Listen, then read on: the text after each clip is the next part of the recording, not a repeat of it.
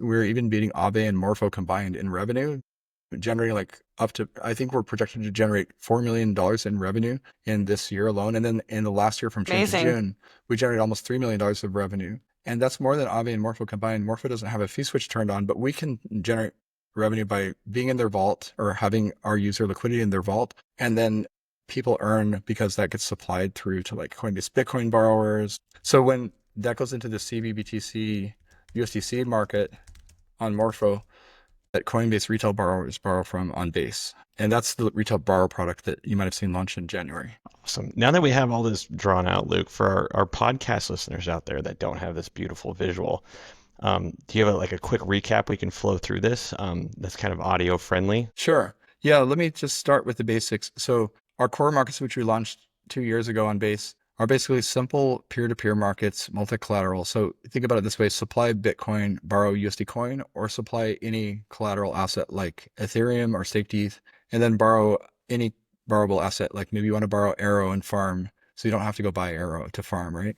And so that's a really popular product with more advanced users. And that's also how the Moonwell protocol generates a lot of revenue. For example, the Arrow market is our most profitable market because a lot of people want to borrow Arrow to farm, and they don't want to take the directional risk on Arrow, whether it'll go down or up, right?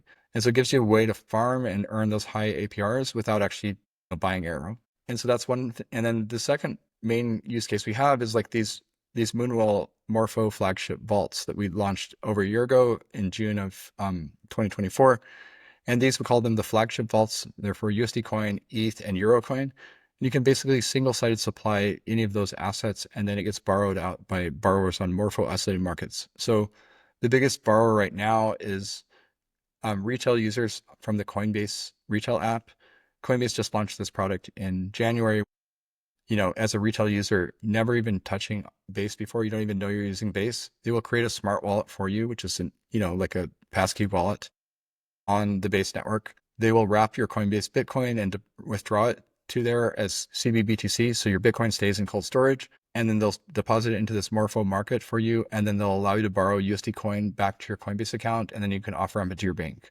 So they created this really nice kind of DeFi mullet product that allows someone that's never touched Base or never doesn't even know they're using DeFi to actually just borrow against their Bitcoin that's still in cold storage. And it's actually a really secure system because if you think about it, like Base is kind of centralized. It's operated by Coinbase. They haven't decentralized the sequencer yet, but they have the best cold storage solution in the world, and you're just wrapping it. You're not even moving it out of cold storage, and you're basically on an internal ledger that's just allowing permissionless smart contracts like Morpho and Moonwell to provide the borrowable liquidity for Coinbase Bitcoin borrowers to borrow against.